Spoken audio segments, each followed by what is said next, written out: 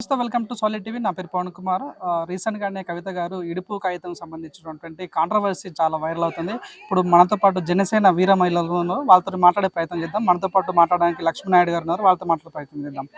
నమస్తే మేడం. నమస్తే మేడం, చూసారా మీరు కవిత గారు ఒక ఇడుపు కాగితం గురించి మాట్లాడడం జరిగింది. సో దాని గురించి మీరేం చెప్తారు మేడం? ఎందుకక్క మనకి ఇడుపు కాగితాల గురించి, సినిమాల గురించి, మూవీల గురించి ఒక పక్కనేమో కళ్యాణ్ గారు మూవీలు చేస్తారు, సినిమాలు చేస్తారని మళ్ళీ ఆమెనే సినిమా టాపిక్లు తీస్తుంది. అవసరం ఏముంది? ఇప్పుడు ఇడుపు కాగితం గురించి నువ్వు ప్రతి ఒక్కరికి తెలుసు. ఇడుపు కాగితం అంటే విడాకుల పత్రం, డివోర్స్ పేపర్.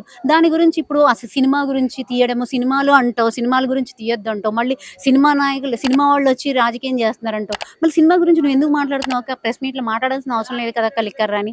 నువ్వు కొంచెము జాగ్రత్తగా నువ్వు ఏం మాట్లాడాలంటే, కుకట్పల్లిలో వాటర్ ఇప్పుడు వర్షాలు పడుతుంటే నీళ్ళు నిలిచిపోతున్నాయి, దాని గురించి మాట్లాడు. తెలంగాణ హైటెక్ సిటీ అని చెప్తున్నాము, అక్కడ నీళ్ళు నిలిచిపోతున్నాయి, అక్కడ మాట్లాడు, దాని గురించి మాట్లాడు.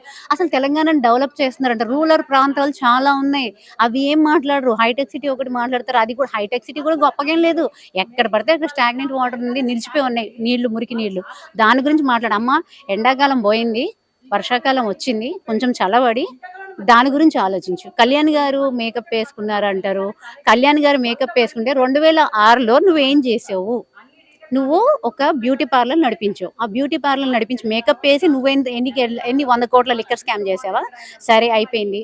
మరి కళ్యాణ్ గారు మేకప్ వేసుకుని ఆ డబ్బులతో లేనోళ్ళకి పెట్టారు.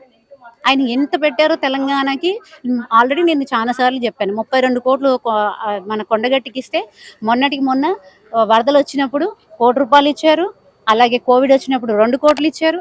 ఇంకా లిస్టు చెప్పుకుంటూ పోతే బోల్డ్ ఉన్నాయి, ఇంకా చెప్పలేనివి ఇంకా చాలా ఉన్నాయి. నువ్వేం చేసావు చెప్పు? 100 కోట్లు స్కామ్ చేసావు.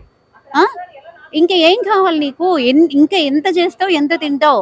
ఆల్రెడీ పార్టీ ఆఫీస్ పెట్టుకుంటే ఏం చేస్తావు? పార్టీ ఆఫీస్ నుంచే మాట్లాడుతున్నాం మేము. ఏం చేస్తావో చేసుకో. ఎందుకు ఇవన్నీ అనవసరమైన కాంట్రవర్సీ? సినిమాల గురించి ఎందుకు? సినిమాల గురించి మాట్లాడతావు, సినిమా పేర్ల గురించి మాట్లాడతావు. నీకు ఏం అవసరం? అసలు ప్రజలకు సేవ చేయడానికి వచ్చావా, లేకపోతే ఇట్లా కాంట్రవర్సీలకి కావాలని? అంటే మేము ఆల్రెడీ డైమండ్ రాణికి ఇస్తున్నాము కౌంటర్. నువ్వు కూడా హైప్ అవుదామని చూస్తున్నావు, టీఆర్పీ రేటింగ్స్ కోసం, వాటి కోసం హైప్ అవుదాము, కొంచెం జనాల్లో కనిపించాలని లేనిపోని టాపిక్లన్నీ మాట్లాడుతున్నావు. అవసరం లేని టాపిక్లు. అదే జనాల గురించి ఆలోచించమమ్మ తల్లి. కళ్యాణ్ గారు అదే చెప్తున్నారు, మీరు చేసినా మేము చేసినా మంచి చేద్దాం అన్నారు, కానీ మీరు వినట్లేదు. కాబట్టి ఆయన మళ్ళీ నేను కూడా దిగుతున్నా రాజకీయాల్లో కానీ క్లియర్గా మొన్న ప్రెస్ మీట్లో చెప్పేశారు. ఇంటి ముందు జూన్ 2 రోజు క్లియర్గా చెప్పారు. ఇంకేం కావాలి మీకు? మేడం, గతంలో ఇట్లనే వైసీపీ వాళ్ళు కూడా పవన్ కళ్యాణ్ 3 పిల్లల గురించి మాట్లాడడం జరిగింది.